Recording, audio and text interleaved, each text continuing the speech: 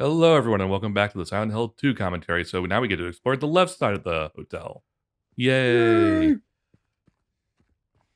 Well, I pick up the thing that was in the room before, but didn't get. We'll see. So when you're like dying like this, you're getting points to the water. Suicide ending. Yeah. Yes. Yes. And you just can't do much about it right now because you just are out of healing items. Yeah. I am not sure if the game takes that into account or not. It would be nice if it did, but It would probably involve an awful lot more programming to get it set up like that. yeah. So my gut says no. I mean, it doesn't like slowly tick up over time. It's just if you spend a certain amount of time, it just gives a point to that ending. Oh, okay. So like if you spent, I don't know, let's say 5 minutes at low health, you get 8 points, but Was it's that not. was that Mary's medical records? Yes. I assume so. It was MS. So MSS, I think, was the initials. Yeah. I guess that means Mary's middle name starts with S too. Huh. we're in the actual pharmacy of this hotel, and there's probably plenty of stuff there that might actually help James with the several wounds that he's dealing with, and yet he still continues to just drink the 5-hour energies and stab various random syringes into himself. Okay, they're health drinks, not energy drinks. So he's drinking Slim Fasts. Okay, yeah, that's so much better. Actually, like that's all mostly dairy, so like with all the running around he's gonna do, his stomach's gonna be killing him by the end of all of this. There are non-dairy versions, to be fair. Yeah, but like, are you gonna drink those? I'm not drinking. I'm not barely drinking the. I mean, Slim Fast to probably. begin with. I'm not super lactose intolerant, but I do want to avoid overdoing it on the dairy.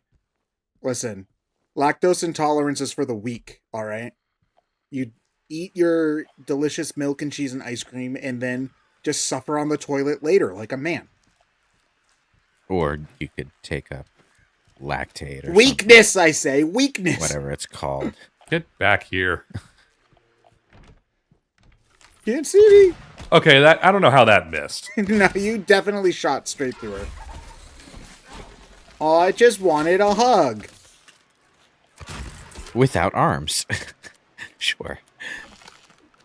You see, that's always really annoying in any game you're playing, where you just get back up to full health and then Take And damage. something smacks you from the side and there's a ProZD skit about that, I'm pretty sure, where it's just like but it's about old games where it's even more obnoxious, where it goes, "You're dying, you're dying, you're dying." Be-doo, be-doo, be-doo, be-doo. There's a ProZD skit about anything. I mean, yes, true. I love ProZD. Please call me back. I'm sorry. I won't break into your house ever again. Okay, maybe one more time. Stay down. You're not scaring anyone on the floor like that. You know, I'm so frugal with bullets in these games that even though by this point you have more bullets than you'll ever need, I still would have run up and smacked them with the stick. If they're on the ground, like already prone, then yeah, I can see that. I think that was me just being Indiana Jones for the moment. It also depends on how far into the game I am. If I think we're at the end of the game, I'll start to use these resources more because, I mean, James does look like he has dysentery right now, so Indiana Jones is fitting. when did Indy get dysentery? Okay, so you know the scene in Indiana Jones where he shoots the guy who swings his sword a bunch? There was supposed to be a well choreographed sword and whip scene there, but everyone was sick, and so was Harrison Ford, and Harrison's just like, "Can't I just shoot the guy?" And they did, and that's how that happened. So everyone on well, not everyone, but a lot of people who were working on the movie at the time got infected, and it wasn't good for anyone. But like, that movie's filming was a bit of a roller coaster. Well, that was before Lucas was like a really big name, right? Wasn't No, that was after Star Wars. it was after Star Wars? Okay, I thought it was before Star Yeah. Wars. And Steven Spielberg was the director, so they were well known at the time. Okay. Steven Spielberg was well known. What it was the first time, I think, that Steven Spielberg managed to get a movie out on budget and on time, which was kind of his deal until that point, was going over budget massively and taking a really goddamn long time to get everything done. Like, not in the critical darling, he's a genius kind of way, but that he's just not very good at managing his projects. And he knew with Indiana Jones that he needed to like establish a reputation for being able to do that, so he did. I guess that makes sense. Well, it probably was an expensive movie for the time. It just doesn't feel that way now because we're 50 years past in technology. So, I don't remember if the first Indiana Jones was particularly expensive or not. like, there's a lot of action scenes, and there's like explosions and stuff like that. I just, aside from like the very ending of the movie, I'm struggling to think of anything that like had a lot of like really fancy visual effects. Is the thing, which I normally associate with taking up a lot of budget for a movie. Harrison Ford was also a big star at the time too, so I'm sure him just being on also took up a big part of the budget for the movie. Well, it wasn't supposed to be Harrison Ford at first. He was just brought in to do lines. Oh, And really? they're like, okay, just go with him. Yeah.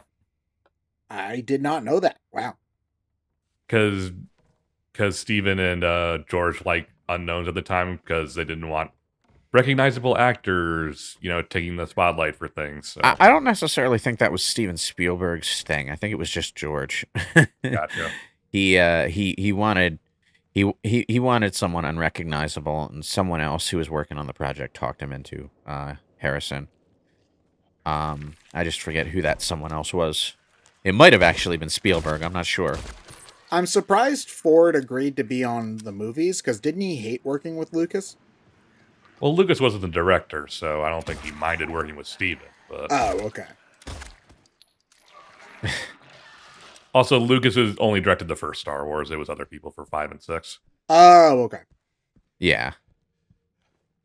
That's why the three movies are so radically different in terms of writing and tone.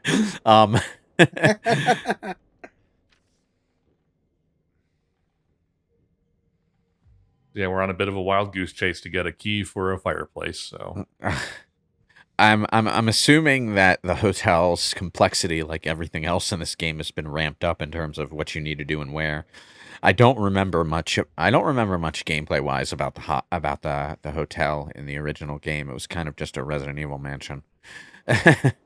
The navigation definitely seems a little bit less complex because there's not really many like hallways or twisty turny kind of stuff you have to do. It's mostly just like going through the rooms, and some of them are locked, and then going back to the ones that aren't locked anymore when you get the specific key, and yada yada yada. It's one of those wooden, like, sort of diamond pattern gates with a bunch of plant vine things growing through them. Those are always pretty. Oh, well, now you've ruined it with monster guts all over the place, Ryan. Jeez. It's fertilizer for the plants. Don't worry about it. the circle of life. That hiding spot didn't work.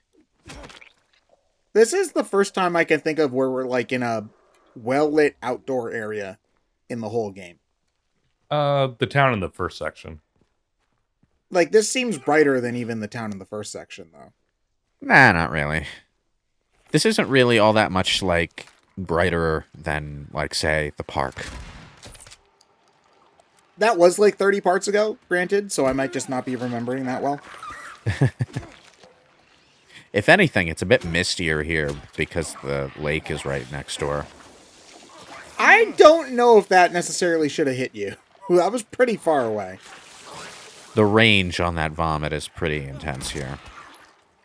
I don't think it was I don't think it shot that far in the original because the camera was always, like, in a weird location, you know? So... Yeah.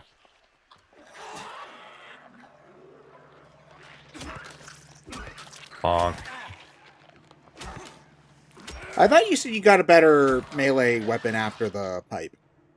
No. No? That was the last one we got. Okay. There's the fireplace key. Time to go back upstairs we go. So, let's recap the enemies in this game. Okay, vomiting body bags. Mary when she's sick, and also a living embodiment of James's idea that Mary actually died when she first got sick 3 years ago. Okay, and then we have, the fucking mannequins, which are all legs. I don't think I need to explain that one. Sexy nurses with bubble heads. Dehumanized nurses while James is writhing in his own sexual frustration during the hospitalization years. Beetles. Pretty sure those don't symbolize anything, actually. Yeah, I'm pretty sure those are just kind of gross. There was the grading guys, which I think had, like, lips on them. Like, Yeah. on the sucky parts. So... You might be running into one very soon, actually. Ooh. Really? I don't remember those appearing in the hotel in the original game. Yeah, we have a Then bit of again- a mini boss coming up. Oh. I don't remember there being a mini-boss in the hotel. I don't remember much about the end game of Silent Hill 2, to be honest. I so rarely get to the end of the original Silent Hill 2. Yeah. What do you think is the stopping point for you when you try to... It's usually after the hospital, because the game's pacing doesn't really nosedive. It just kind of it's a flat line for me at that point. Yeah. Horror games do tend to be at their strongest in the early game, to be honest. It's just kind of like how they're built. Yeah. I mean, that's a trend that maintains itself even onto the present day. Once the mystery starts to die down, / you get more used to what's going on, then yes, that... Oh, ew, gross. So... Oh, so you actually get to see the bottom of one of these things. Okay. Yeah. Mm-hmm. I don't remember that happening in the original. That is interesting, though, that you, like, actually get a good look at what this thing actually looks like. It's disgusting. This game has a failsafe. If you come into this area without your weapons due to sequence breaking, you have to put your weapons away later. The game gives you an out by making the escape route actually easier to get to. Oh. How do you get here without your weapons, though? Don't you start the game with the stick? So we're going to get to a point in the game where you have to put all your weapons away to go to a certain part of the hotel. So if you come here, if you sequence break and come here without that, because I have the employee room key already, so if you do things out of order, you can technically come here without any weapons. Oh, okay. Is that like a glitch that does that? Or No, is it's intentionally designed to be easier to escape this room. It's just a possible sequence of things that you could potentially do if you're playing blind. Okay, so then that's just good design then. In that instance, if they knew that they was thought possible. about it, yeah. Yeah. Mm-hmm. So like to escape the room, you have to push this out of the way and break down the wall here. If you come here without any weapons, the wall is already broken because you obviously don't have anything to break the wall down with. I think I think the term sequence break is a poor way to describe that, because when people say sequence break, they generally mean something that takes skill to accomplish because it's against the game's design, rather than just doing things in a certain order. Fair Yeah, enough. well, the term sequence break implies that you're doing something outside of the dev intended way, like getting an item out of order in a Metroid game by wall jumping in a way that clearly wasn't intended, or whatnot.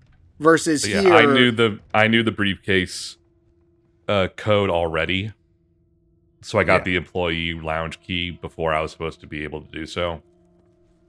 Yeah. Well, not I was supposed to, not quote unquote supposed to, but they knew you could go in.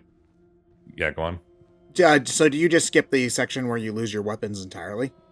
No, I still have to do it because I still need to get the third figure for the music box. But I do skip a puzzle there too, so. I tell you what, that enemy does look like it was used maybe as the basis for the design of the first enemy type in Silent Hill 3. Quite possibly. What are the enemies in Silent Hill 3? Well, rather than tentacles, I think they just have like stabby things that come out of their... I don't know what you would call those things. The mouth tube things. Gross. Very. But that's the end of that part, so we'll see you guys in the second to last part of Silent Hill 2. We're almost done, guys.